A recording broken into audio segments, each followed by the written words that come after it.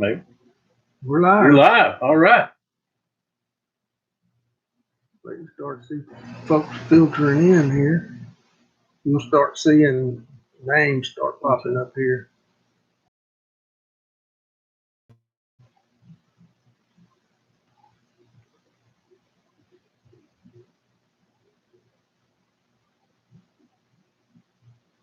Working Beans, howdy. Glad you could make it.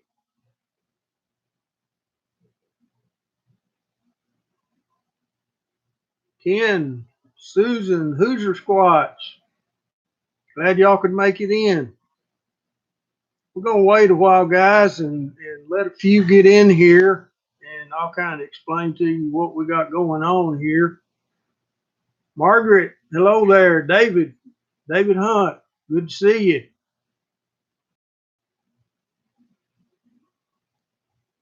Hey, Keith, Chris.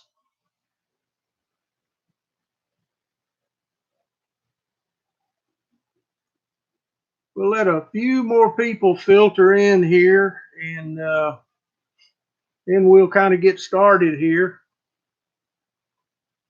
Woody, how are you, sir?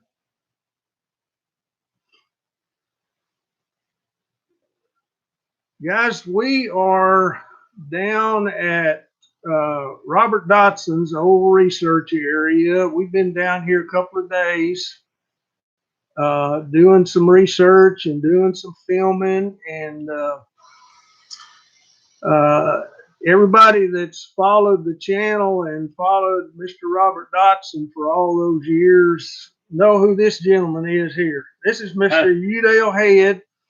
He was Robert Dodson's research partner for years, and he's kind of joined the Squatch team and kind of helping the Squatch team down here and doing research in this particular area down here. Hey guys, y'all are rolling in so fast now, I can't keep up with you. Hey D, Lady in the Woods is here. Hey Tim, you got the wrench tonight. Tim is a moderator for us. He kind of watches the chat and keeps it clean and makes sure that everybody's on the top shelf. If they're not, he boots them out. Okay, cool. Guys, y'all are rolling in pretty. Patrick with thumbs up. Yeah, Patrick. Is that D, the Lady in the Woods? Yeah, hey D. That's D right there, Lady in the Woods. She's here. Guys, I am really excited to have Mr. Udell here on the live stream with me. He's an extremely experienced researcher and researched with Robert Dodson for a number of years, I guess ever since Robert moved to Oklahoma, and excited to have him on tonight. And I'm sure you're going to have a lot of questions for Mr. Udell. And guys, be sure, as always, put your questions in all caps so we can keep up with them. That chat just rolls so fast, it's hard to keep up with the questions if they're not in all caps. So any questions that you have for us, put them in all caps, and we'll get them answered for you. Like I said, we've been down here a couple of days. We're staying here at the shop. I'm sure those of you that followed Robert Dodson recognize all this behind us. This is the shop that Robert operated out of for a number of years. I guess ever since he moved here to Oklahoma. But excited to have Mr. Udell on here. And Udell, why don't you just go ahead and kind of tell everybody how you got involved in hunting Bigfoot and how you got involved with Robert Dodson, and just kind of explain to us about how you got rolling in this. I'll do it. David's asking if the place is still active. That's a yes. I've been interested in Bigfoot for years. My first sighting was probably in 1978. And I live in Mena, Arkansas, if you're familiar with that. We had a place on the river that had a hay pastures, and we were hauling hay one day, and these pastures were separated by a strip of woods where the barn was, and I hauled it was like 11 o'clock at night. We were finishing up. There's like 10 or 12 bales in one pasture, 20 or 30 in the other pasture. And there was three of us, me and my two cousins, hauling hay that day. So I went to the small pasture, picked up the 10 bales, unloaded them real quick. I waited for my cousins to come back through the woods and help unload their truck. And I was sitting on a bale of hay, just waiting them. All of a sudden, the hair stood on the back of my neck. I get nervous for some reason. I was about 16, 17 at the time. Then all of a sudden, just a nasty smell came up. And for some reason, I was scared. I got up and started looking around as my cousin started filtering through the woods. I saw a hairy figure just standing off in the distance. I saw it for like 2 or 3 seconds, but I got a good shot of the figure. I don't know how far away it was, but it was scary. That drew my interest in it. And my next sighting was several years later at Shady Lake, which is in Polk County, just kind of southeast of Mena. Anybody familiar with that? You can Google it and find out where it was. And it was on Loop B. There's a little lake with a camp area around it. Loop B, I don't think is open anymore because of the flooding situation a few years back. But I was camping with my daughter and my son. They were like 4 and 8 at the time. Middle of the week, because I was off during like a Tuesday, and hardly anybody else in the whole place. And I had a little ice chest with a bologna and hot dogs in it outside, and the raccoons kept taking this ice chest and taking it off. So I stayed up most of the night messing with them. I could have put it inside, but I was having fun messing with them. And then on the other side of the creek, kept on the creek, there's a mountain on the other side. And I heard a rock tumbling down the mountain. That probably wasn't a raccoon. I started listening a little bit more closely, and all of a sudden you hear a splash, something walking across the creek. And then a few seconds later, there's a heavy breathing outside my tent. And my gun's in the truck. I got 2 young kids sleeping next to me. And I'm like, this bear is going to be coming through this tent here in a minute. So I got to do something. So I get a bright idea that I'm going to unzip the tent real quick, jump out and scream, and hopefully run off and not wake up the kids.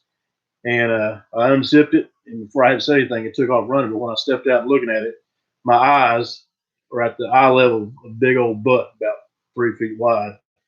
And as it was running off, you could hear, the footsteps versus a gallop. And then right then I knew what I'd seen. So, and I've had several other instances. If you want to know how I got involved with Robert Dodsons, I'm a police officer by trade. I've been doing that about 29 years, but for the last 12 years, on my off time, I sell real estate. This piece of property that we actually are research a lot of, I had it listed as a listing agent. And just to go on, it was purchased by a guy, and while he was looking at it, something jumped up a creek and ran up. It was a big hairy and ran up the creek, and he's looking at it, and he kind of got excited. He got excited about it. Said, hey, I want this place. And we started talking. He said, I don't think I'm a weirdo, but I saw something while I was out at the place the other day. I said, no, I don't think you're weird. Let me show you something. I had this old Jeep that I had. You see my Squatching Ain't Easy t-shirts are posted around and sold around. I had that stenciled all around a Jeep that I had. And I took a picture of it and sent it to him. And then that guy got interested in it and started watching videos. He started watching Robert Dodsons, this crazy guy in Texas doing his research. So they got together and said, hey, you got to come check my chase out in Oklahoma. And so Robert came up here, and I think his first night here, he had activity, went back to Texas for a minute, picked up a trailer and a little camper trailer and moved up here. And he stayed up here for 3+ years in a camper trailer. And he just stayed here. Couldn't get him back to go home. He just had so much fun and loved it up here. And then I got in touch with Robert and just knowing and started searching with Robert. He needs somebody to talk to and help him out sometimes. And came out. We had a good team ship going there. What other questions did you have? How many sightings did you and Robert have when you were together? You might talk about that a little bit. I know y'all had several sightings while y'all were out doing research.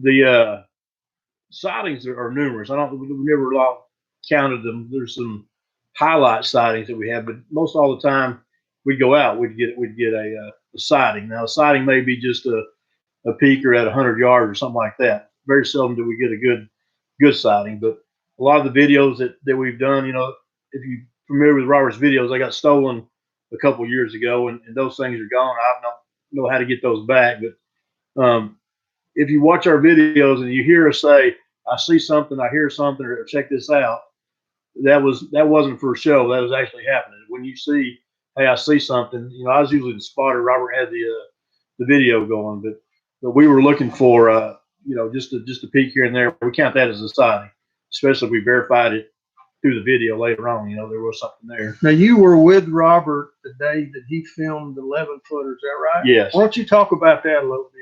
I know a lot of people on here have seen the video, and I did a breakdown, or not a breakdown, but I did a stabilization of that particular film, and Udell was actually with Robert that day. So why don't you just walk us through that a little bit? The day y'all filmed the 11-footer. Oh, I remember that day well, because that was the day my ex-wife was moving out, so I needed to stay out of the house for a little bit. So I went to the woods, hang out with Robert, and I called her around noon and said, "Hey, we're still busy, we're still moving."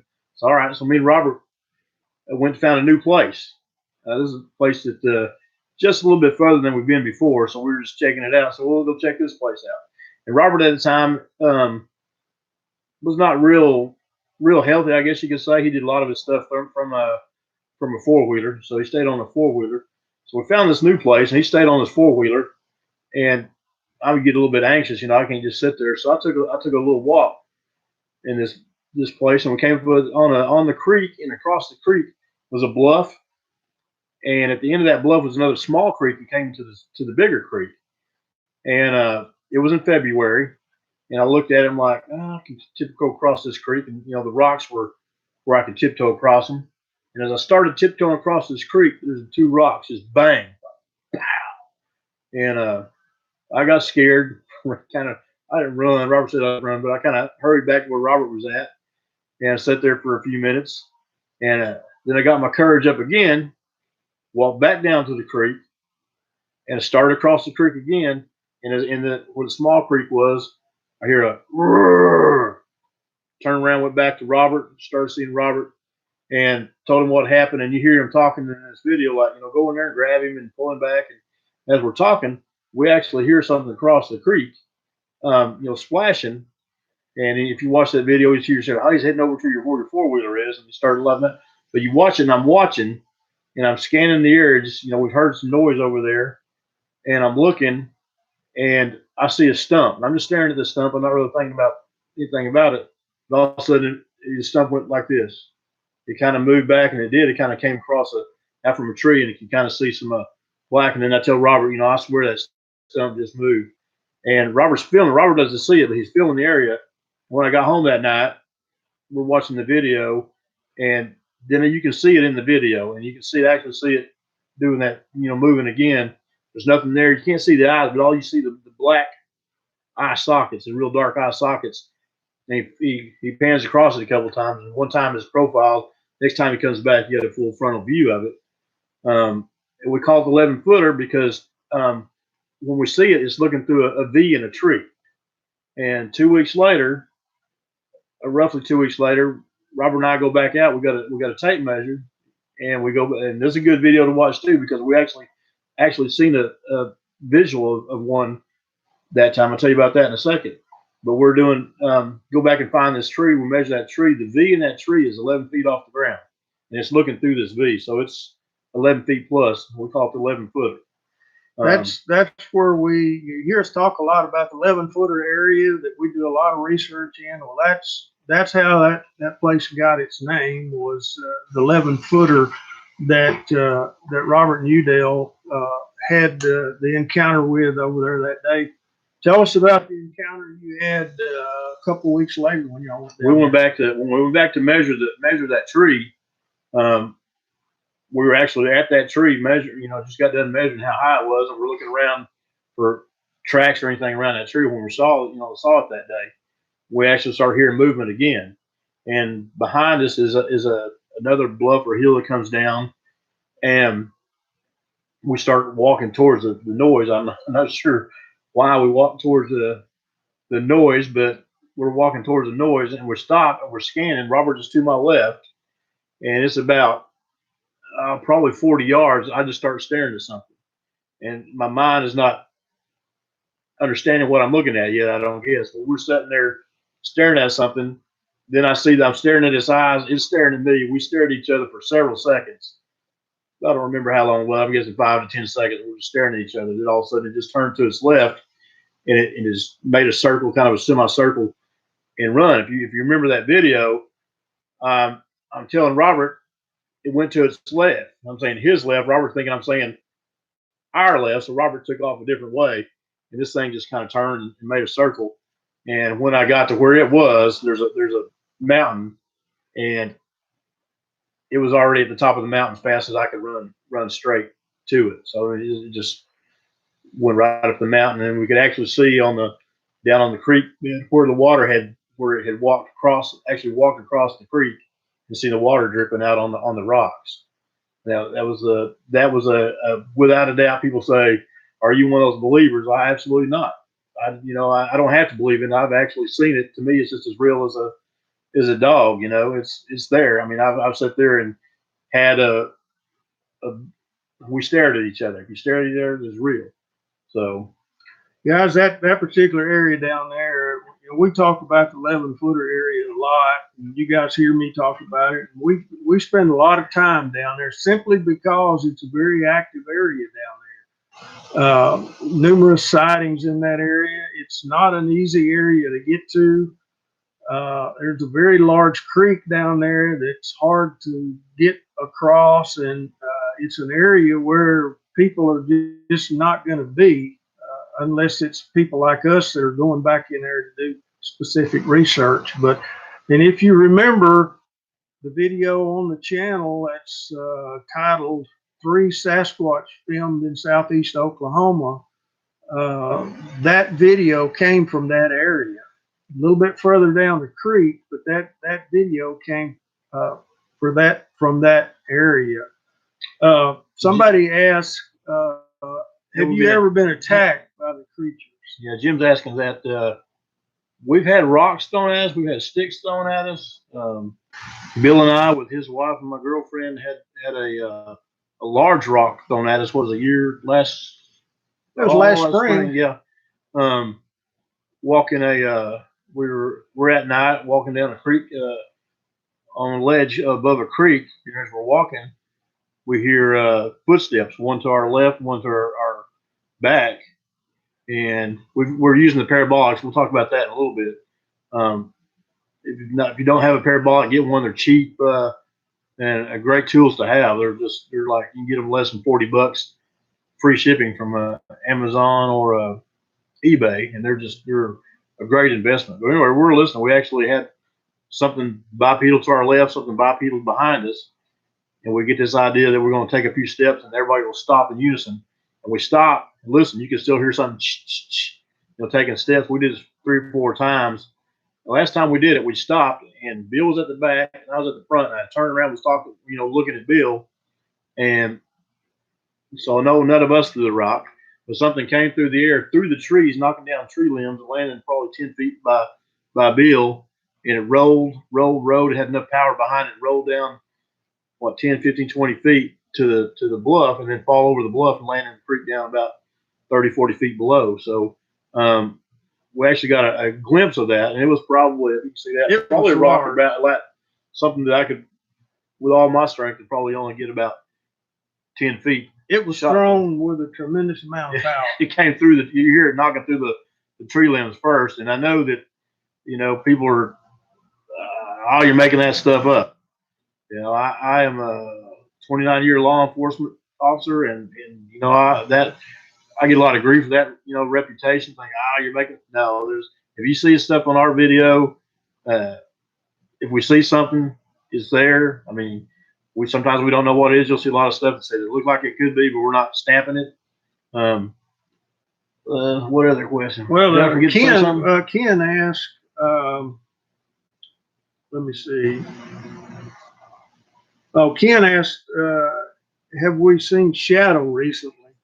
We don't know that. Probably not in about a year. We don't know what he looks like right now, but we have seen footprints out there that are about, maybe like a 10, 11 inch shit. They were probably him. They're not real.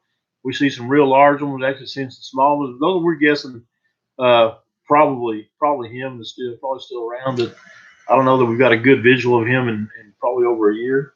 Probably the last time there was a good visual of Shadow was the day Robert walked out of the shop and Shadow was standing right there. And Robert waved to him, went back in to get his video camera, and while he was in, he decided to make a peanut butter sandwich to offer to Shadow. And when he came back out, obviously he was gone. But Shadow was standing right out here when Robert walked out of the shop, just standing there. That was probably the last visual. Now, when Robert filmed Shadow a couple of years ago down at the feeding area, when he caught him on video, didn't even know he was there, and filmed him, he was a small one, a very small juvenile. A year later, when Robert saw him out here, Robert said he probably grew about a foot, and he was probably 6 foot now, and that's been 2 years ago. Yeah, Robert's been going almost a year and a half, so he's almost 2 years. He's probably a full-grown adult by now. 6.5, 7 foot tall. We don't know. We have not had a visual of Shadow in quite a while.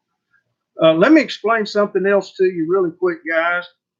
We would have loved to have done this outside, set up similar to what we do when we do live streams at our property. But there's a couple of things that kind of prevented that a little bit today. Number one, the Wi-Fi here is not conducive to getting very far away from the shop.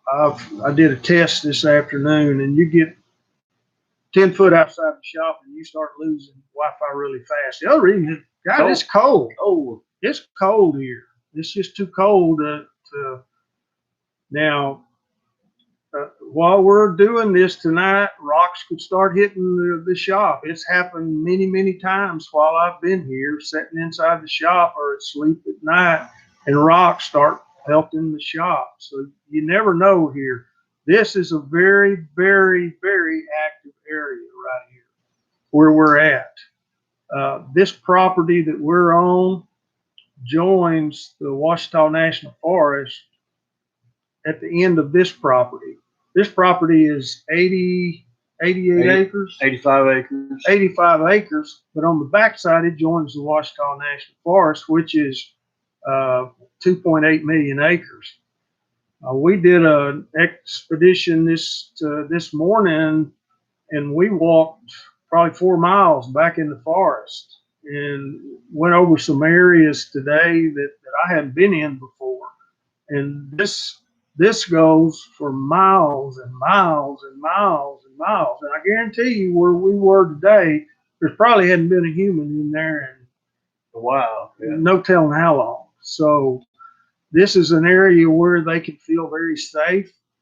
There is plenty of food for them here, plenty of water. There's 2 large creeks that flow in this area, and there's plenty of food for them. There's plenty of water for them. There's everything they need, and nobody's going to bother them back here. So this is a very active area right here where we are, guys. I think those of you that followed Robert Dodson kind of understand that it's an extremely active area. Someone asked, do they still mess with things around the shop? Let's see. They watch. I've come out here and spent the night by myself a few times, and I've heard the rocks and slams against the side of it. Since Robert's been gone, there's not a lot of stuff, as much stuff to mess with. But they're still here. What was it, 2 weekends ago? I came out and barbecued some pork chops.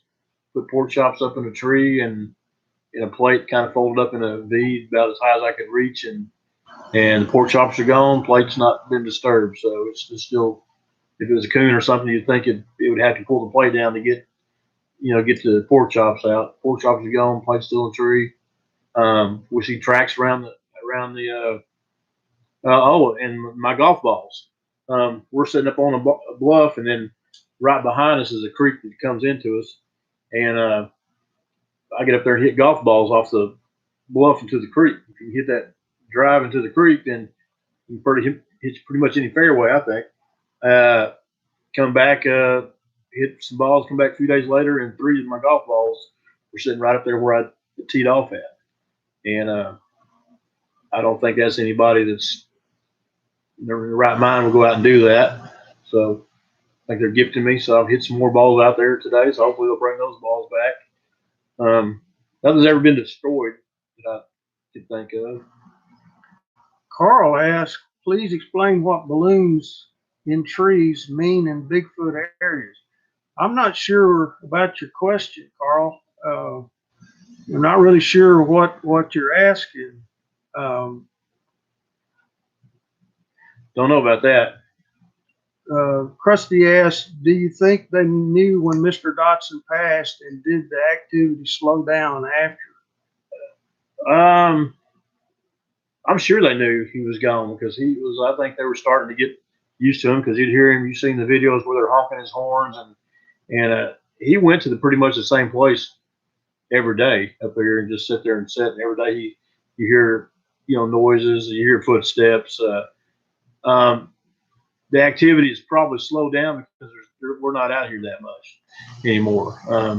Now you might talk a little bit about right after he passed away. We went down there and that big heavy tripod was pushed over. Yeah, that was we have I don't know if you've seen we usually call it the ladder area. You may see a couple of those videos where Robert went to sit. He'd just ride his 4-wheeler up there and in the morning, afternoon, just sit and listen and watch. And you see several of you've got the Blondie on there, you've got the Big Red on there, Blondie several times, Shadow's on there several times. That's where actually he filmed Shadow. And we've got a very heavy tripod. Well, I guess it's a deer stand. Probably it's just like a homemade heavy tripod deer stand up there, and that thing was pushed over. And I tried to move it before, and I couldn't even drag it. That thing is extremely heavy. Yeah, you can't push it over by yourself. And the wind sure didn't blow it over. And that thing was pushed over. So that was. As far as activity goes, there's still probably a lot of activity. It's not documented as much because no one's out here to do it. The swamp didn't think they had cancer. I think he probably knew there something was wrong with him. I imagine. Yeah, I think they knew something was wrong. Last little bit, Robert just wasn't himself. He toward the end, he just really wasn't himself anymore. And I think they knew something was wrong. And then when Robert didn't come back anymore, did they sense he passed away? I don't know. Ellie asked, do you sense Robert's spirit while researching? I feel like sometimes we do. We talk about him a lot, smile about it a lot. I'd say yes. I think anytime we're down here, you sense Robert's spirit. Right here in this building, you sense Robert's spirit. He sat right there at that table for 4 years and did videos and all over this place. You certainly sense, especially when we go down to what we call the feeding area, Robert's feeding area. His bait tray's still there. The horn that he hung in the tree is still there. So, a lot of his candy wrappers. A lot of his candy wrappers and Dr. Pepper cans. Things are all still around, there. yeah. But you can't come down here without sensing Robert's spirit. I feel like he's smiling on us and glad that we're continuing his work down here. And but Robert's here. He may just be in spirit. Tim said smell of cigarette now. Cigarette smell's gone. No, that's pretty much gone.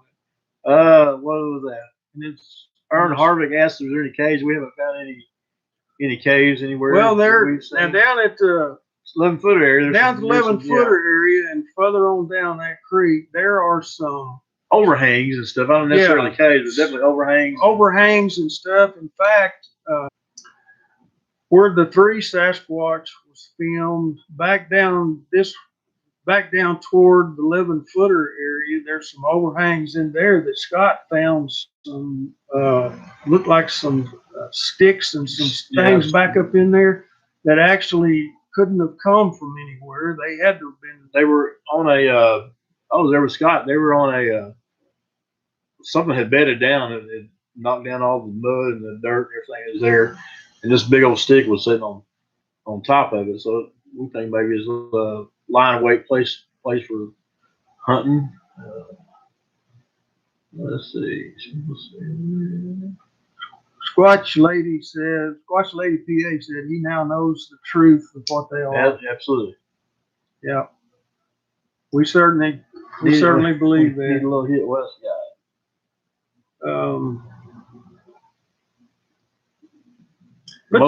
But be sure and put your questions, guys, in all caps so that we can sure pick them up. If not, we're missing quite a few. Both I got bad eyesight. I'm having my glasses off. We're missing a few.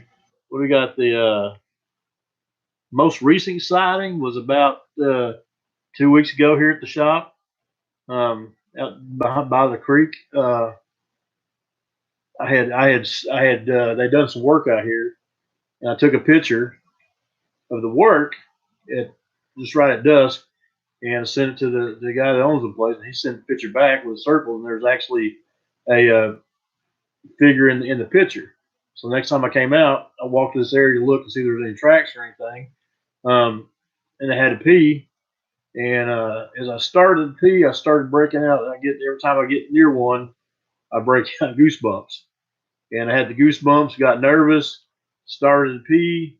Over to my left, someone jumped up, ran through the woods, ran across the creek and up the other side, faster than I can walk in a straight line on a sidewalk. So, and I seen a brown color.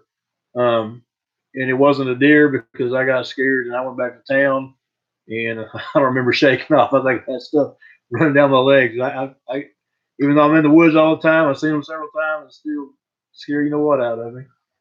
Yeah, if you've ever had an encounter, you understand that you get the hair on the back of your head stand up, and you get that creeped out feeling, and you'll know that. Somebody asked opinion on Bigfoot's human or ape. I'm I wouldn't shoot one, so I'm leaning more towards human. I think that's just I don't know all in depth about that things, but if I had one in my sights, I don't think I'd pull the trigger unless he was attacking me or something. So I'm leaning more towards human side than ape. That's my feelings. Also, I've done some research on what the makeup is with all the DNA studies that's been going on. I read somewhere a couple of weeks ago where apes' DNA is 98% human, and I lean toward them being a combination or a hybrid of ape and human. They got a lot of human features, but they got a lot of ape features too. So I'm leaning toward they're more human. Now, we've seen some that have a lot more human features than others, but don't have the hair on the face. And the one that I got the picture of down in the playground area that was looking sideways, didn't have much hair on it at all. So, there are different types. Shadow don't have a whole lot of hair. No. Use shelter cages to get out of the bad weather. We don't really have a lot of those caves. Shelter, I think they get. I wouldn't see them in the cave because if they're caught in a cave, there's really no. They usually have an exit plan, and we've tried several tricks, and they've always had an exit plan. So I don't know that they would be in a cave or not. Smell, yes, we do smell the funk quite often. Carrie's asking that. Do you smell them? Yes. Thank you, Carrie. Yeah, that smell is, if you have a sighting, I have smelt that smell a few times, and yeah, there is a smell. Now, other times you don't smell that, but there is a distinct smell. Any activity this week? We've found a couple of tracks. You'll see that on the Squatch Team's video. I heard a wood knock that was kind of peculiar. Usually, when you hear a wood knock, it's usually either one or it's two. I heard a five. Bang, bang, bang, bang. And that was kind of I've never heard that before. That was this week. Yesterday on the video, we hear some sort of we think it's rocks clanging or something. It wasn't. It wasn't a woodpecker because it wasn't the whole high pitched thump from it was more of a lower pitch. I'm not sure what that was. I mean, a lot of times we're not sure about what anything, but can't explain it and kind of rule things out, kind of see where you end up at. Earnhardt was asking me, do I have a recorder, trail cameras out? Not as much as I used to. And I do have a brand new recorder behind me that I've set out a couple times in the last couple of weeks, but I haven't really heard anything yet. I don't have the time that Robert did. I still do two jobs, so I don't get to get out here as much as I need to. Trail cameras. Talk about trail cameras for a minute. We've never really had a lot of luck with trail cameras. We used to put out like 10 at a time, and we've had over 3-year period maybe.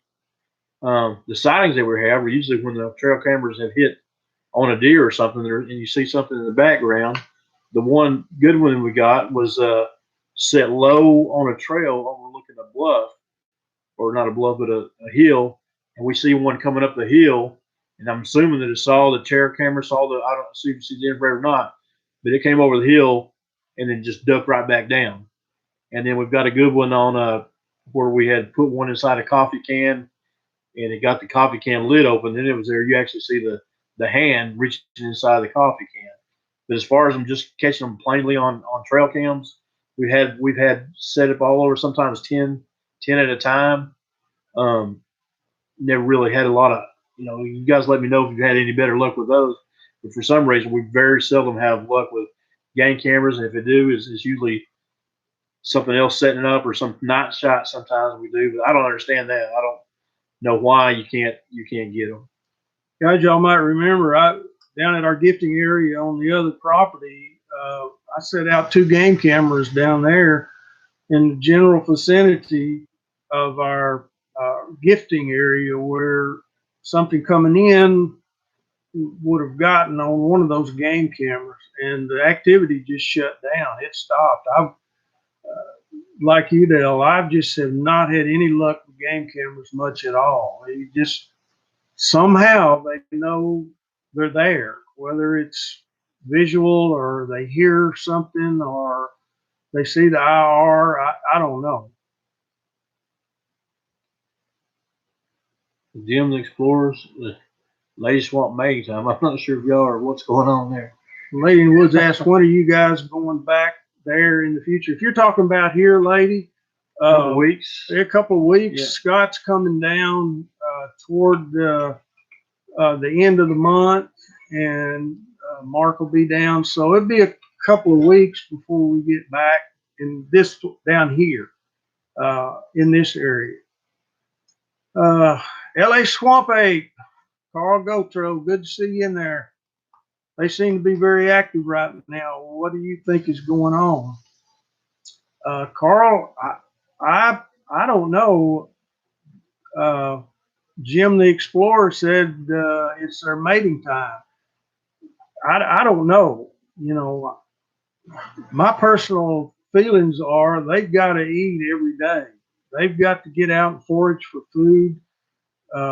They've got to have water, so they've got to move around every day. I don't think the moon has anything to do with it. They still got to eat every day, and an animal as big as they are, they've got to consume a lot of calories. So I don't think the moon phase or the time of the year really doesn't make any difference. They're gonna get out and forage for food every day. So maybe it is their mating time. I don't know. Hungry. It's not deer season, so it probably may have a little bit to do with it. Yeah. Patrick says I've always heard the best way to get rid of boogers is to hang cameras. I think that's pretty right. If Wood Booger Farms, Rick Wells is on here. He can tell you his experience with that. Best There way you to go. get rid of them Speaking of is, it, says amen. yep, there he is. He can tell you that if you want to get rid of them, hang a game camera, and they'll quit coming around. If you want them to come around, don't hang up a game camera. You just got to get out there and hope they want to come in close enough to you for you to be able to see them or film them or whatever. But game cameras and Bigfoot doesn't mix. Um,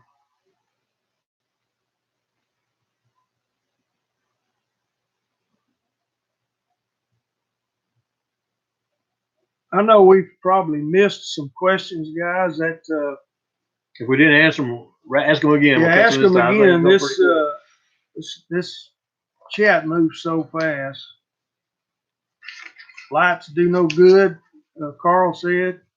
Do I think they're getting braver And in visiting the cities?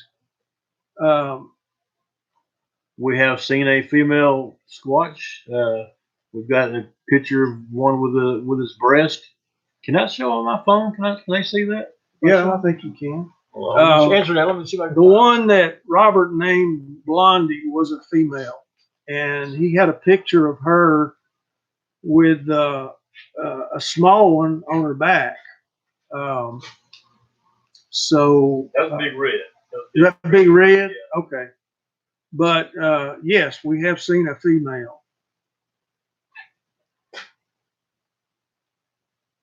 Have Sheila tell her, please, for all of us. Tim, I appreciate that. Sheila is back at home. She had a function with her sisters and her mom that she had to attend, so she didn't make the trip this time. But I will sure tell her. Hold it a little closer. Where's the camera at? Up here. It's not focusing on. Oh, what off? Hang on. I don't know if y'all can see that, but that's. Can you see that? That's the female that Robert got a picture of. 38 double D's there. Thanks for asking, Tim. Do they perhaps smell when you're in a blind? I'd say absolutely. Absolutely. Yeah. If one gets close enough, I don't care where you are. If you're in a blind or sitting on a log, you're gonna smell that. We get a lot of people saying, they hear us talking and stuff. Why don't y'all be quiet when you're walking through the woods? It doesn't matter if you're whispering or what. They know you're there way before they hear you talking. They smell you, hear you. That they know you're there. You're not going to hide from them. It's just our suggestion: just carry on normal conversations and be like, like you normally do, and then. When and why did Robert begin researching King? I asked Robert one time. We were camped out up here and sitting around the campfire, and I asked Robert one time, Robert, why did you start doing research? And his answer was, there ain't nobody else doing it right. That was his answer. Nobody else is doing it right. Robert had a way of doing research was thinking out of the box. I mean, you saw some of his old videos fishing for Bigfoot when he had the fishing rod tied on to a cantaloupe and was fighting the Bigfoot. And he just had a way of researching that nobody else was doing. He was hanging game cameras 30 foot up in a tree, tied on a fishing line that was facing horizontal down, and actually caught some. Got something on that, yeah. Forgot about that. He did do that, yeah. He just felt like that he wanted to do it a different way, and he had a lot of success doing it that particular way. When did he actually start? I think Udell, you probably know more about that. I don't know when he started. It was just, if you follow his videos, let's see, I think we started in 2014, and he had 3 or 4 years of videos before that. So I'm just guessing around 2011, 2012 or something like that, he started. I think Robert told me one time that he had a sighting back in the 80s from somewhere, that he had a sighting, and that's what got him interested in Bigfoot and Bigfoot research. But he started, he researched in Texas, kind of northeast Texas, for a number of years before he moved up here to Oklahoma. And, he got a lot of good results down there. The Bigfoot bobbing up and down, the eye shine, and the rock throwing. And he did research there for a number of years before he moved up here to Oklahoma and started literally living with them all year long, round the clock. I mean, he lived here on this property with them and did research every day. Every single day. It's hard to get him to go back home to Texas. The swamp page wants to know a little bit more about the swamp. The swamp, Carl, we spent a lot of time down in the swamp today. That's an area down, it's actually back over in the National Forest where there's a real tall ridge that slides off into a real swampy area. And Robert knew that they hung out a lot in that area down there. And we went down there this morning and spent quite a bit of time through that area. We went all the way down to an area that we call the Three Fingers. There's 3 ridges that come together down there and feed off into the swamp. And you'll see some of that. I've got a bunch of film that I've got to go through and look at, but you'll see a lot of that swamp area on the filming today. But it is a squatchy area down there, and we've had a lot of good results down there. So it'll be on the film when it comes out. It's not really a swamp. It's just a collection area where the water runs off and just, mushy mud, really. Well, speaking of that, you want to show them where's my rock? Right there this time. Let's see, where's it at? This is a crystal rock. You see the end of it right here. I was in the swamp area probably 2 years ago, setting up game cameras, and there's a trail there. And this place there's people, number one, don't know where we're going. Don't know. Don't know. Haven't really seen any signs of anybody else out there ever. And I walked down this trail, set up a game camera, went back to check it a couple of days later, and this rock is sitting just like this on this flat surface right here on top of the leaves. It's right where I walked before, so I definitely would have seen it sticking out there right in the middle like it was left. So it was left for me to find when I came back down. Of course, there's nothing on the game cameras, but the rock was there, just, I guess, letting me know that they know that I was there. So that's pretty cool. Irv Harvey, yeah, that's Robert was in Texas when he got hit with that rock down there, and they threw a rock and hit him in the ribs, and actually put him down for a few days. But he had a lot of rock throwing in that area down there. King says, "Why did he move to Oklahoma? Found Squatch up here. You don't have to go looking for them here. We know they're out there." And he had daily activity just about so, and had it set up. You know, he had the internet here where we could get his stuff out. Perfect spot for him. Uh, and a lot of squats. I think how many we've documented? Oh, probably different 7 or 9 different ones that we've had. Big Red. We've had the 11 footer, Shadow, Blondie, two baby ones. There's a red one and a black one. Then there's a black, maybe 8 footer that we've seen. He didn't have to go anywhere. He had them right here. This area here, guys, was just,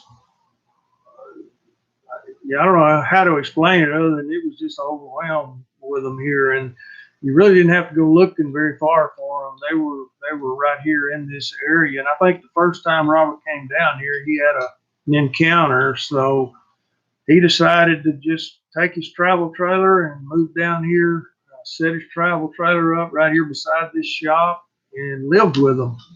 And you know, he had them named. He kind of knew where they hung out at. So, I mean, if you're having that much activity, if you're a bona fide, serious researcher, why not stay with them? So they're asking about their language. We hear whistles, wood knocks. I've not heard a lot of the so-called language that a lot of people talk about. But, I haven't heard it, but I'm sure they definitely will have a way of communicating. Yeah, we've heard that. I don't know what you'd call it.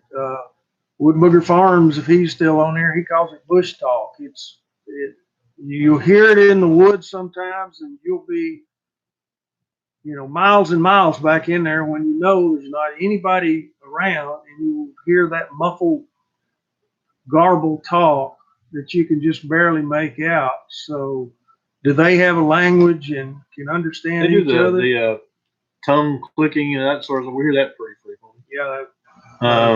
Keith's asking, do you have better luck walking around and listening or doing wood knocks? We haven't had a response to wood knocks. It's not every time. The best thing to do is just, and what we found out, it's not necessarily tactically advanced, but you get in the low area because they like the advantage of the high, walk low, and you look up on the ridges and stuff. That's where we think into a lot of luck. You won't see them all the time. You may see the top of their head and stuff, but look for it. And that's something else. You train your mind to look for that. I argue with deer hunters all the time. Like, I've been out in the woods forever, and I've never seen one. Well, deer hunter, no offense to deer hunter's looking for deer. If you were scanning for deer and the squatch is standing there like a stump, your mind and your eyes is going to sweep right past it. Train your mind to look for that. I see deer right in front of me now that I don't even see. People have to point it out to me. So train your mind, get low and look high. Those are just some easy things. Go get you a $40 parabolic and use that. Good pair of binoculars. And look back as far as you can see. People are always saying like, "Oh, you should have got a better picture." Get out in the woods for a minute, you'll understand why we don't have a better picture. They stay back and they're looking. We see them peeking. You know, we'll catch them on camera peeking around. You'll see the head of them, and sometimes an arm or finger. Most of the time, you don't see the full body shot. You're just not going to get that unless we get a young one messing up. That's where we're hoping that the young ones, juveniles acting juvenile, and catch them. I think that's why we have seen Shadow so much. It just wasn't smart yet. One of the reasons we like it down in that swamp area, guys, is there's places you can position yourself and look up that ridge from the swamp area, and you can see the skyline up there. And if there's any movement up there, you're going to see it. And it's much easier to see that than it is staring into a thicket down here. But that's one of the reasons we like that area. And we've caught that movement up here. They just move between two trees real quick, and you just catch something moving really quick. Somebody asked, "Do we ever hear that whoop sound?" Yes. Yes, we hear that. I think that's a way they communicate, letting each other know, "Hey, I'm over here." Same thing as a wood knock. hey, I'm over here, where are you at? Or either that, or it's some type of warning. Hey, there's people here. There's people coming through the woods, and they'll whoop at another one to let them know. But they've got a lot of different ways of communicating. I've heard them stomping their feet, beating their chest, clacking their teeth together, what sounds like clacking their teeth together. So there's a lot of different ways that they can communicate with each other. But I also think when they're close enough, I think they do have some type of language that they use. On their ear is just probably very good.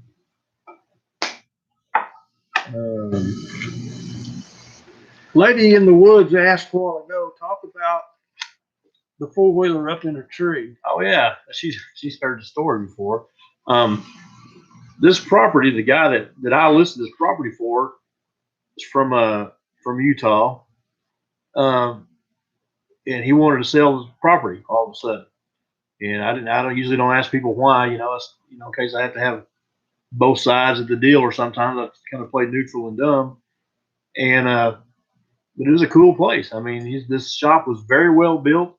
It was full of tools, and he wanted everything to go with it. He just wanted to go. And the guy that purchased it needed to talk to him after the deal was done. I needed to talk to him, and so he called him up and said, "Hey, told him what kind of business I had to take care of, and the guy that bought the place asked the guy that sold the place, says, have you ever had any strange thing happening to you up there?" And the guy responded to him, "Well, yeah, I set up some game cameras one time and walked back to the shop area, and when I checked the game cameras, it was like 20 minutes after I left the area, there was a bear walk through." So the guy that bought the place says, "Oh, I thought you was going to tell me another story." And the guy says, "Okay, now I know what you're talking about. Now he knows what he's asking me." He said, "Yes." And I'll tell you what happened. And up on the north part of the property, the guy was camping out. He was going to build him a cabin there, is what he said.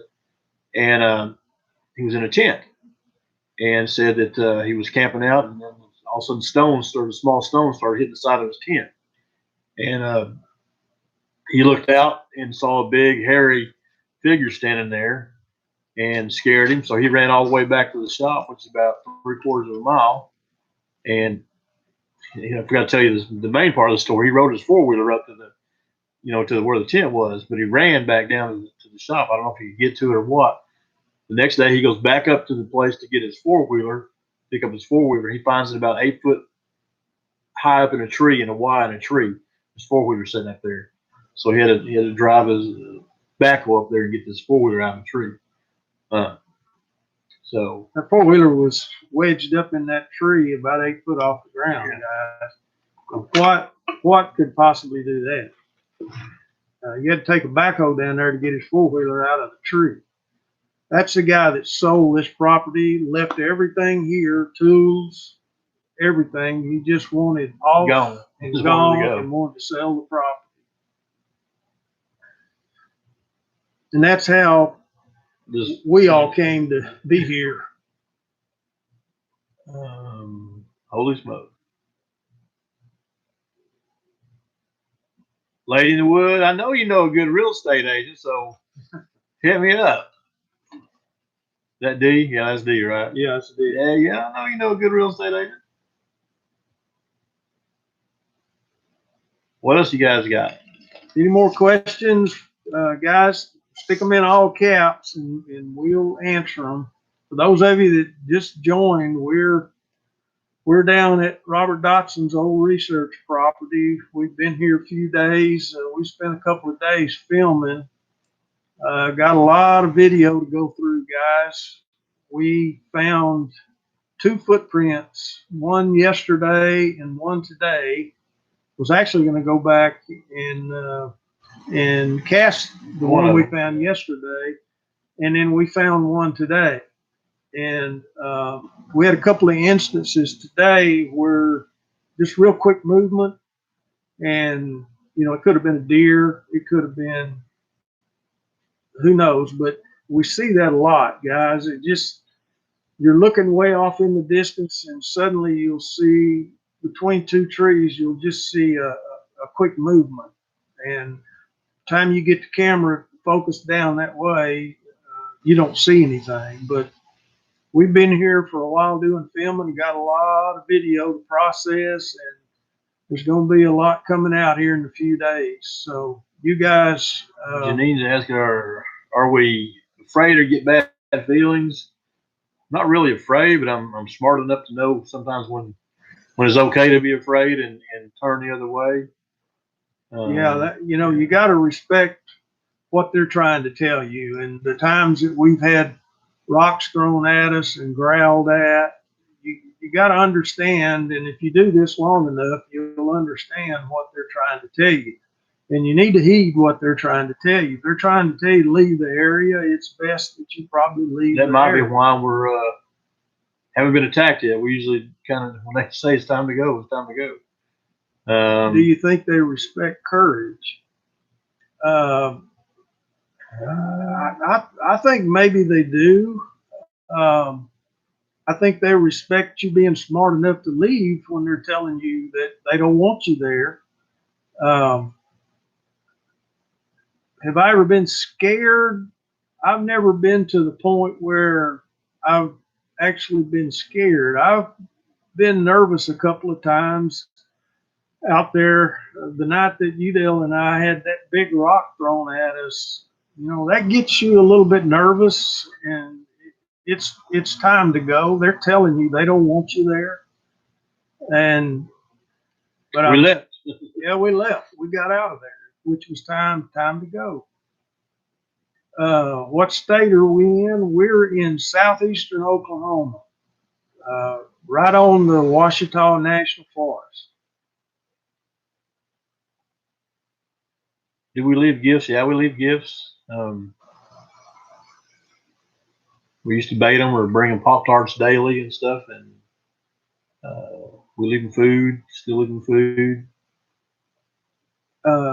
I think instincts kick in from time to time when we're in an area and they're letting us know that you don't need to be there. Your instincts need to kick in and abide what they say. Our motto has always been respect the Squatch, and you need to respect what they're telling you to do. And if they're asking you to leave kindly by throwing rocks at you or growling, then it's time to back off. And I think if you do that, then you're going to be all right. Now, I think if you ever corner one or got between them and a baby, maybe, then that might be a different situation. We've never been in that situation where we've got ourselves in a position where we've got one cornered and there's no escape for them, or we've got between them and a young one. That might be a whole different scenario, but we never go in the woods that we're not armed, guys. We're always armed, but I would never shoot an animal like that unless my life or someone else with me's life was in danger. We carry that for protection of ourselves. There's wild hogs here. There's big cats, bears. There's a lot of bears here. There's a lot of critters that could hurt you. So we never go out in the woods that we're not armed. We actually saw fresh big cat tracks today that still had walked across the swamp, still had bubbles coming from his tracks. It was relatively fresh. I think Cindy said it's the first time watching. Welcome, Cindy. We appreciate you being over here. Ken, I have before. I always talk to them very calmly and let them know that, okay, I'm leaving. I know you don't want me here. I'm going to back off.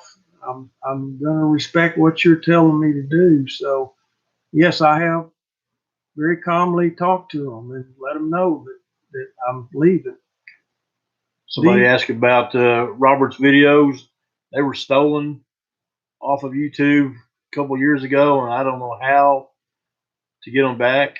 Okay, Tim, we appreciate it. Thank you very much. I hope everything turns out okay. Don't know where the videos are and how to get those back. Don't know.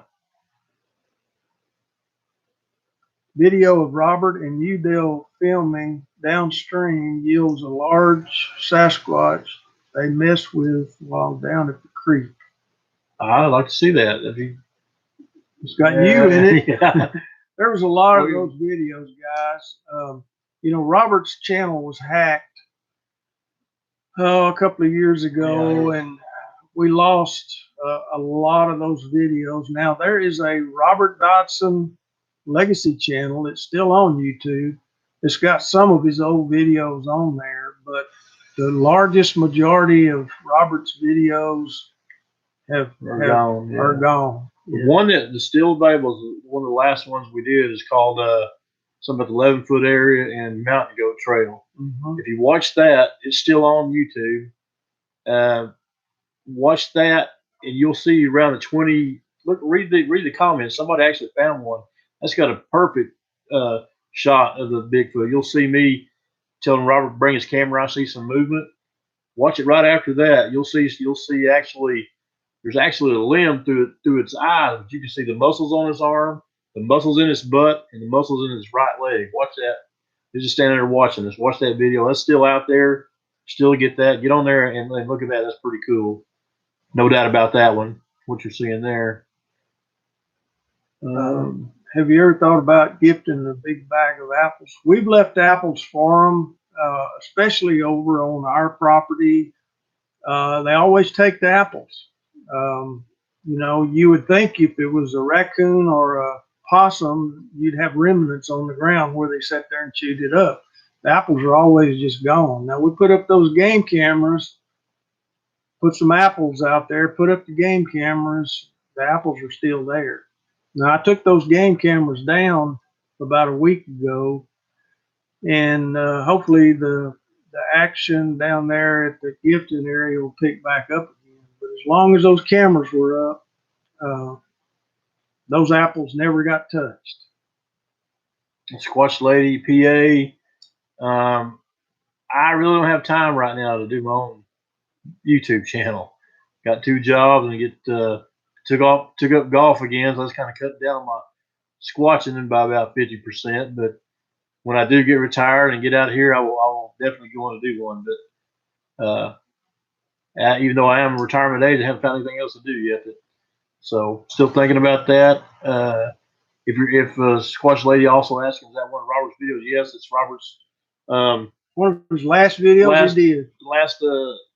One of the last ones that him and I went out on. So it's I don't remember the exact something 11-footer and mountain. Type in Robert Dodson, then Mountain Goat Trail, and watch it around. Starts around the 20-minute mark. You'll see me moving a tree out of the roadway, and we're arguing about whose idea was it to go up this steep mountain trail. And he's aggravated with me. It's one of those things. Let's go check see where this goes. And he's sitting on his 4-wheeler. I'm trying to move a tree out of the road. And right after that, I take the spotting scope and I'm looking for. Now I'm just looking over the bluff right now. We're on top of a mountain, looking down the valley, then up the other side of the mountain. And I'm looking over there and I say moving. And I come running back, running back to the 4-wheeler and tell him, get your camera. I say moving. Start watching right after that. And you'll see a real obvious one. Somebody had found it. I mean, we appreciate people looking at our stuff because a lot of those things that we found on those videos are from people that saw it. The one that the big red one at the ladder area was a good video of somebody sent to us. We missed it. So we appreciate that. Guys, we miss a lot. When you're out there filming, you miss a lot of stuff. I'm looking at a little 4-inch screen, and I appreciate you guys that in the comment section put timestamps in there for me to go back and look at. I appreciate that tremendously. It helps us find those things that we miss. And like Udell said, we find a lot of stuff that our subscribers have went in and looked at the video and slowed it down and point out timestamps in the comments that we can go back and look at really closely. And we found a lot of stuff doing that. You guys continue to do that. I did a lot of what I call scanning yesterday and today both, where I'll just stop and scan an area, do a 360, just real slow scanning an area. And the reason I do that is for you guys to help us in looking at those videos and commenting the timestamps that we can go back and look at closer. We found a lot of stuff doing that. Carvin asked, did Robert have any new ideas that he didn't get to try? He woke up thinking something else to try every day. So if you didn't have any idea today, tomorrow you've been trying something else. So he always had a plan. Yes. That's on YouTube, Squatch Lady PA. Thank you, Cindy. We appreciate that.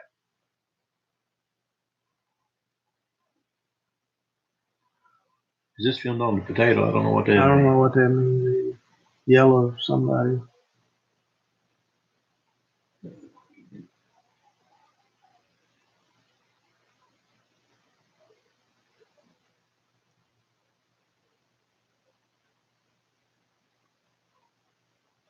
I don't know. I Uh, don't think all those are to us. well, that one is. Ken, I did look at that, and I saw what you were talking about. I sure did. So you guys continue to do that. You know, we really appreciate it when you guys take the time to look at those videos a lot closer than we do. We have a tremendous amount of film to go through, and a lot of times we don't have time to break each one down, sometimes frame by frame. And we appreciate you guys doing that. And continue to do that. Put the timestamps in there, and we'll go back and take a look at them. I try to look at every one that you guys call my attention to. Under Armour's gay. Okay. All right, guys, we lost our moderator. He had a family emergency, so I guess I'm gonna have to be the moderator. And Goodness.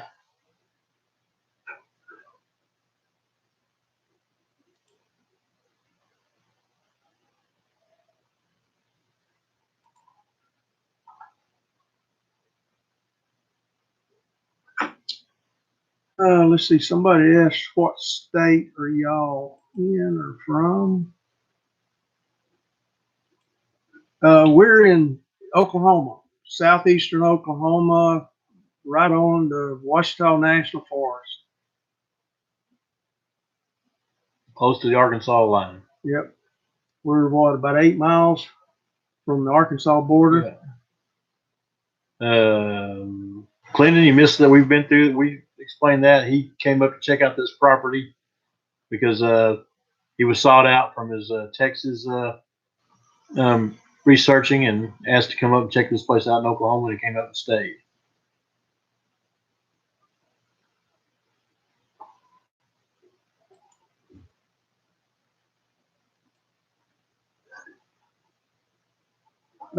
Diane Fowler is not on here. She's one of our usual moderators. And Tim, I'm going to have to appoint a couple of more moderators on here. Guys, we need to keep this respectful and keep it clean. We're on here to talk all things Bigfoot. You know, we're here doing research, and you've got an extremely good guy to talk to about this, and Mr. Udell. He's a very experienced researcher. I'm an experienced researcher, been doing it for years, and we're here to talk about all things Bigfoot. We're not here to make crass comments. You know, if you continue to do that, you'll be removed. So let's keep it clean and respectful. And if you've got questions, put them in all caps and ask them. We'll try our best to get them. All right, Rick Wells.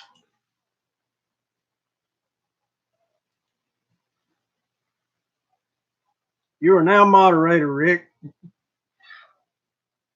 You got a wrench, Rick.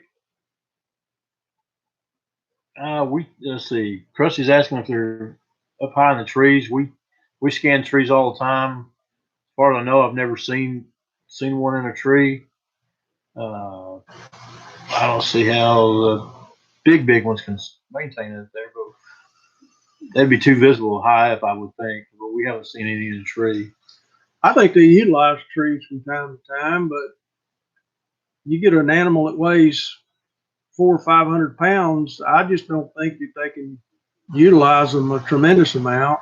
Down in the playground area that we talk about a lot, that we go to, there's some trees down there that are wedged up in other trees, and they're big. I mean, they're trees that are that big around. Very easy, would make it very easy for them to go up those. And do they use them for a lookout, or I don't know. But I think from time to time, maybe the smaller ones utilize trees. Small ones probably do. I don't see the big ones doing it. He dropped. I think he dropped the phone.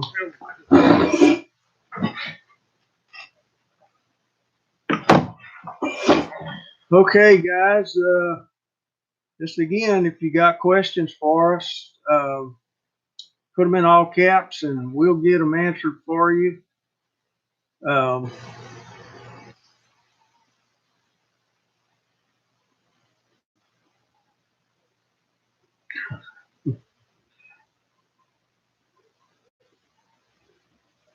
Woodburger Farm, Rick Wells is the moderator, guys, and he's doing a good job. He's doing a good job. He'll take care of it. So, this is not a political channel. We don't talk politics on here. It's everything Bigfoot. You're welcome, Squatch Lady in PA. Right? Oh yeah. Oh yeah.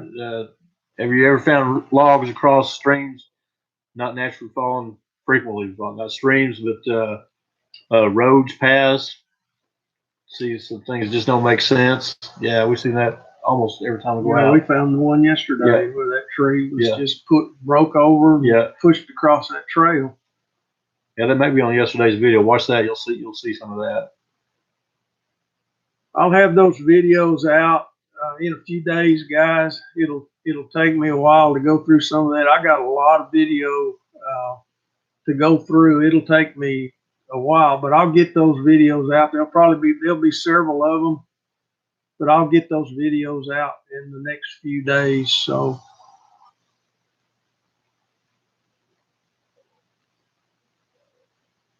Do you hunt? I hunt Bigfoot. Otherwise, I'm not a hunter. I am not. I don't know if that makes you lose respect for me or not.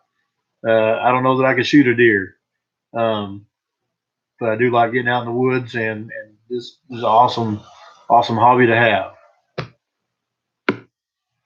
Have you seen large structures? Large, no. We have found a wood pile that they had, when they had cut an area and piled a bunch of the debris up. We have seen inside that a place cut out or pulled out or made into a bedding area. That was kind of cool. We see the X's and the trees wrapped around each other all the time. Not sure what they're trying to do there.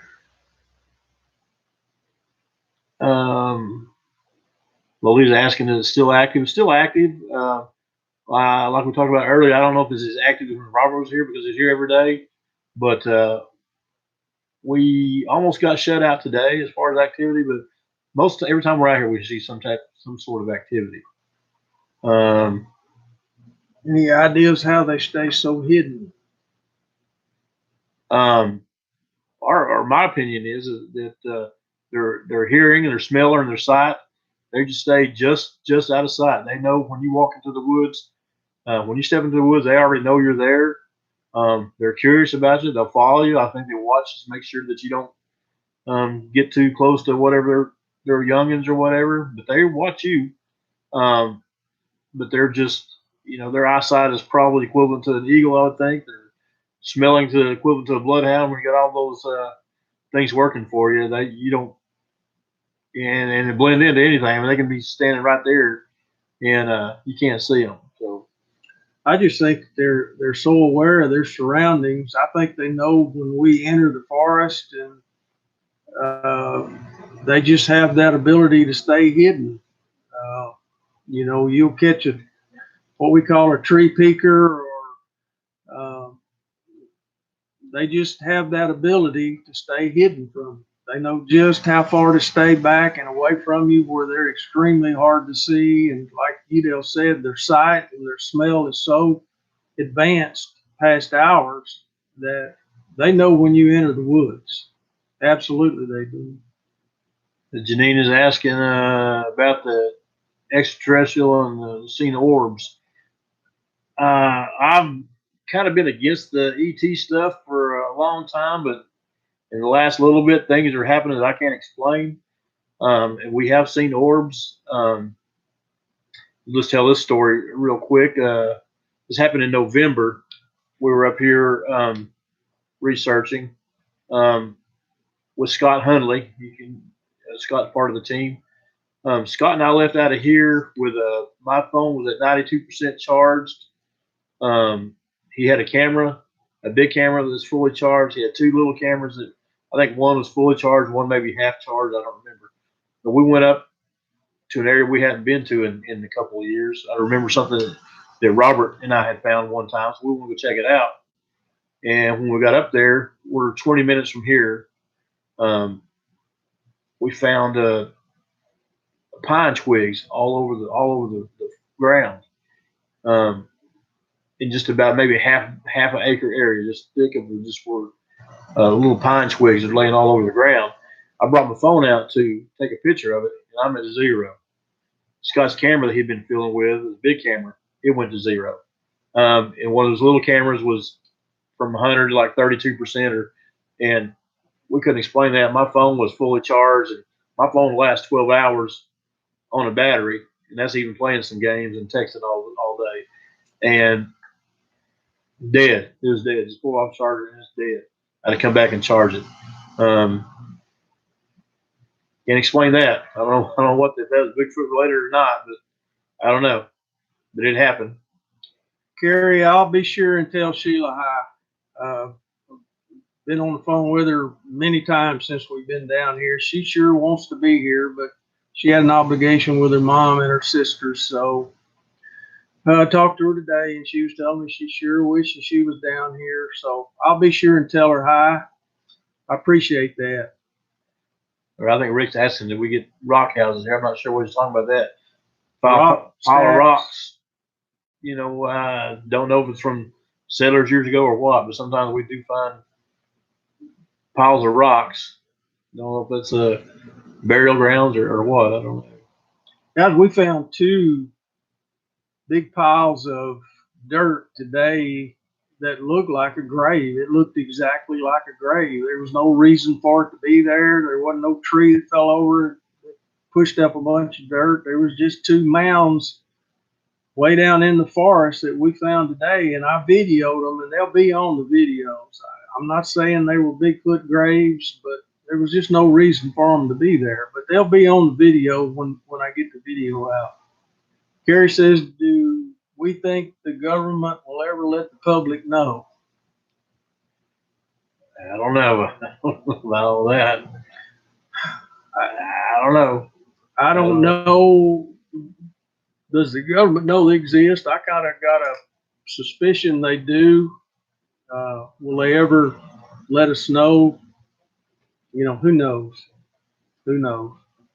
Rick, we don't have caves. We do have some overhangs that we talked about earlier. Yes, so we found some overhangs that are, I don't know if they're getting out of the rain or using them as a place to hide before they pounce on a deer or something. But yeah, we do see some of those, especially at the 11-foot area. Any other anomalies found, not necessarily Bigfoot related, but Native American relics? No, we found the Chase the Green Light one night, but not any Native American stuff that I've ever found.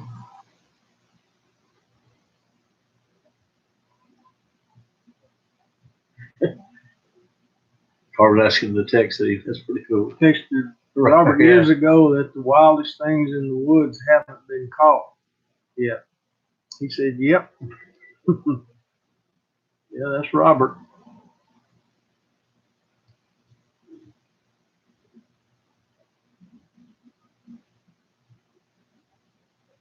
Oh, we're waiting for the next question. My advice is to get out there. If nothing else, just enjoy the outdoors and um, hike, get out in the woods. A lot of fun. And if you do find where they're at, keep working that area.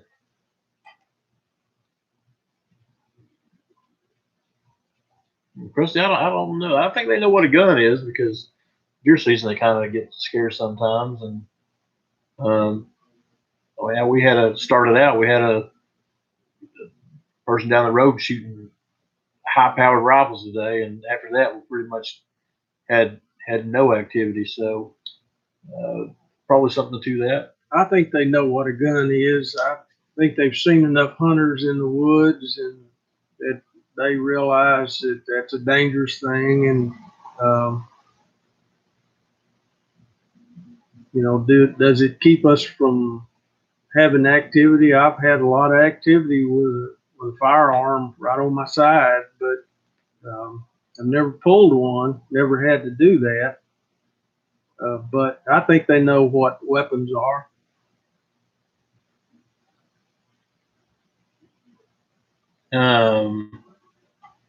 Witch for water? No, I don't witch for water.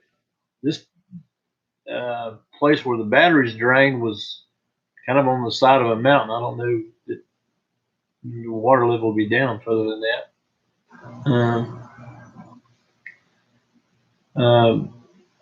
Rick, the ones here I think pretty much are around here. I mean, it's a I don't they don't have necessarily have to stay right here, but they're within roaming distance. They frequent the area, so I don't think they travel. This group doesn't travel. They're here pretty much all the time.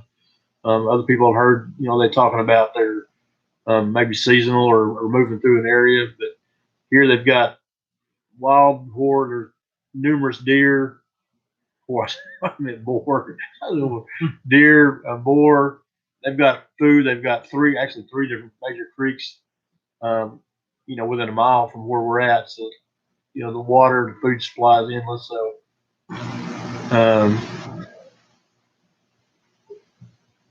D lost my number. 479. Are you ready to write? Don't give it. Don't get. I'll here. Send it to me on Facebook, and I'll send it to you. You're ready for me to find you a place. Any evidence they use certain plants for medicine? I don't know. That's some of the questions, guys, that us researchers are trying to find out. The many questions that we got. Do they use some type of plant for medicine? That's just one of the many questions that we're trying to get answered. And maybe someday we'll have those questions. We need a lot of good researchers doing this. That's the only way we're ever going to get these questions answered, is to get a lot of people in the field. I'm talking about good, serious researchers. That's the only way we're going to get this done, guys. And we need good people out there in the field. There are a lot of good researchers working out there, but we need good people in the field trying to answer these questions, find out about them. Have you ever been scared out in the woods? Lolita, we answered that a little earlier, but I've never really been scared like something imminent was going to happen.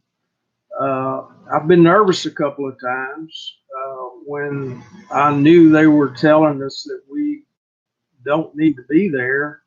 So not really ever been scared, but been nervous a few times and got out of the area because they were telling us we didn't need to be there. What type of firepower are you carrying? I'd carry a Glock 40. Probably not enough if I'm attacked by one, but anything else it'll do okay with. I carry a Taurus 9mm. It's not really to stop a Bigfoot. It's for all those other things that are out there that we're afraid of. Wild hogs, I'm probably more afraid of a wild hog than I am a Bigfoot. And there's a lot of bear in this area also. You know, it would maybe discourage something from trying to harm us, but we're not carrying anything big enough really to kill one. Deer ponds now. There's just an unreal amount of deer in this area. I mean, they're all over the place. There's the mud outside the shop is full of deer tracks. There's um, just deer everywhere, so that's a good thing. And quite a few wild hogs. There's um, Carrie, find me on Facebook if you're talking to me. Send me those pictures. Kerry, you can send them to me at searchforbigguy@gmail.com. It's searchforbigguy@gmail.com. Any special plans for this year? We got a lot of plans coming up as far as just doing research, not only here, but um, over in our other research area. We're going to be, as the spring gets here and the weather gets a little more conducive, we're going to be trying to spend as much time in the woods as we possibly can. But, you know, that's kind of what we got planned, is as much time as we can possibly spend out there. That's what we're going to do. Let's see, I think we missed one up there. Any missing people in the area? No, not that I'm aware of. Not that I'm aware of. It wouldn't surprise me, but not that I'm aware of in this particular area.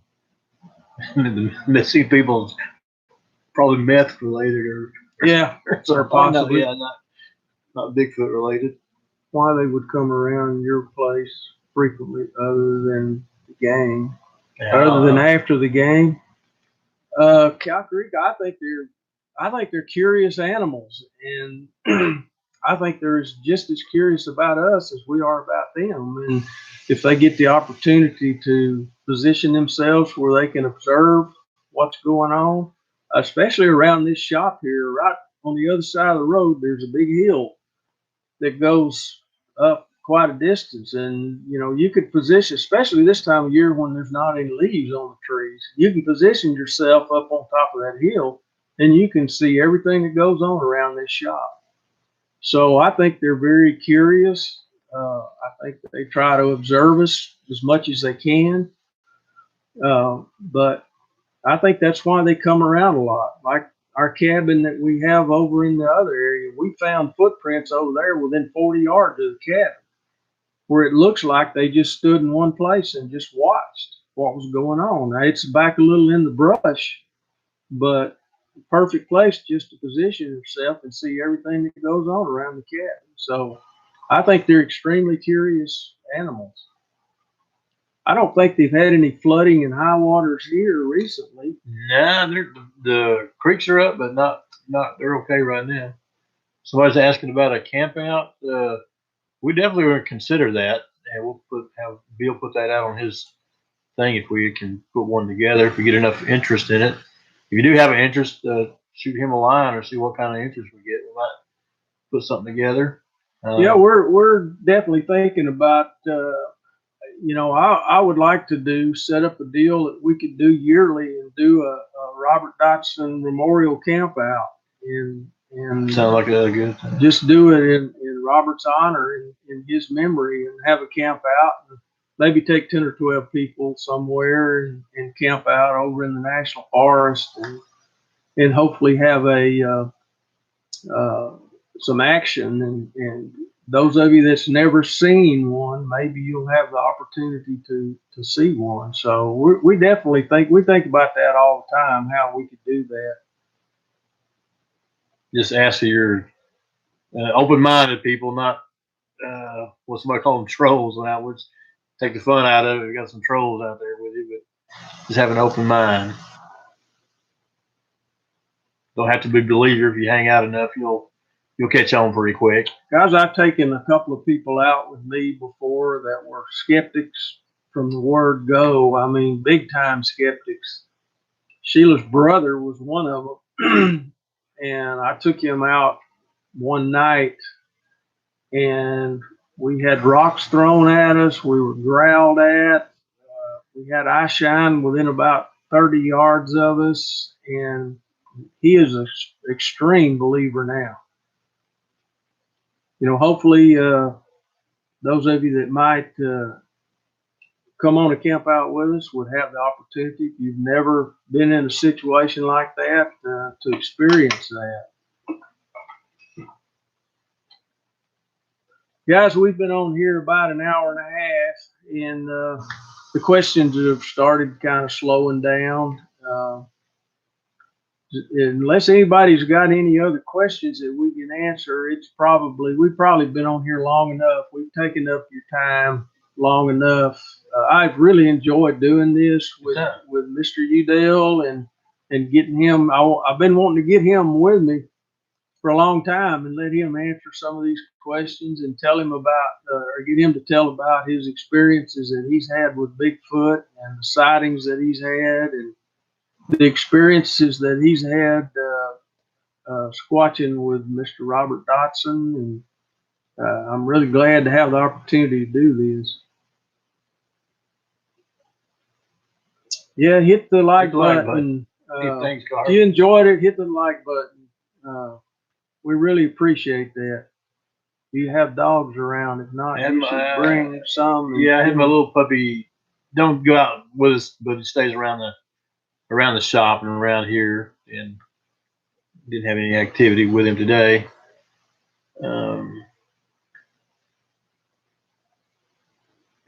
Great idea on the camp out. We've definitely got that in mind, guys, and I want to do it as a Robert Dodson Memorial Camp out. And he used to do that, have these camp outs periodically. In fact, that's how I met Robert, was on the first camp out that he had, and just developed a relationship and developed a friendship with Robert. Thank you, Carrie. We love you too. We really appreciate it. You're saying, how do you handle people think you're crazy? I take it in stride. I just keep on going. I got no qualms with it. I figured that someday I'm going to win. And he said, I already set up a lot of people up, so by showing some of the things that we found. So, but I think I'll end in the end. Ashton, we really don't accept any money as far as donations. That's not what we're in this. Now, we do have a Squatch Team store out there. We had a lot of subscribers that wanted to know how they could get our t-shirts or how to get some of our Squatch Team t-shirts, and we do have a website out there where you can go purchase that. It's in some of the community comments. If you go to if you go to the Squatch Team page, you can click on that, and it'll tell you where you can go to purchase those if you want them.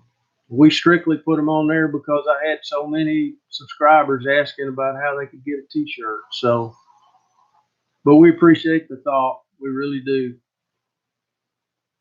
Well, thanks, Patrick. We appreciate that. Patrick says he's in on the camp out. All right. Rick, you want me and Sheila to adopt you? Sure, as long as you bring that nice little puppy you got. Ashton, we'll certainly consider that. You know, this is expensive what we do, and people don't understand how expensive it can get. But we're not in it for the money. We're in it just the enjoyment of what we do. We love what we do, and there's nothing like being out there in the woods right after daylight and see the woods come alive. And we just love what we do, and we'll continue to do it.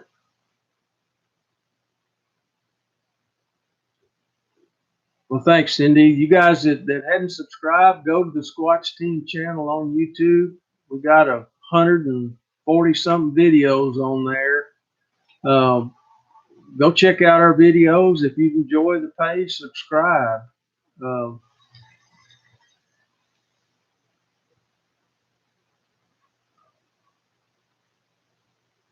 Plenty hot. Plenty of hot dogs. Okay, guys, well, we've been on here quite a while. We're gonna let you guys go, and we appreciate each and every one of you. Those of you that subscribe to the channel, we appreciate you so much. If you hadn't subscribed, go to the channel and check us out. It's the Squatch Team on YouTube. There's a lot of good videos on there. Go check those out and look for videos that's coming out in the next few days. There'll be some good stuff on there. Be sure and help us pick those things out that we missed in doing those scans, guys. We're not like Robert. We'll look. We won't call you a what do you call them? Block Botch squatchers. squatcher or something like that. We'll look at it. Look at it and see if there's something there. We look at them, guys. I try to look at each and every one of them. When our subscriber takes the time to put a timestamp on there, I'm going to go look at it and see exactly what's going on. I always do that, and I'll continue to do that. If you guys put timestamps on there, I'm going to check them out. Okay, guys, want to wish everybody a good night. We appreciate your time, and we love each and every one of you guys. Y'all have a blessed evening. Good night.